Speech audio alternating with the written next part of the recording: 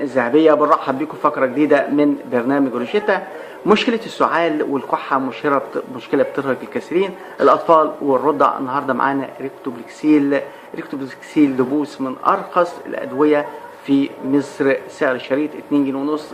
بيعالج السعال الجاف وكمان بيعالج السعال المصحوب ببلغم، وبيشمل حالات الحساسية، لأن ريكتوبلكسيل يعني أقماع آمن جدا وفعال. بيشمل علاج السعال بأكمله وكمان علاج الحساسية.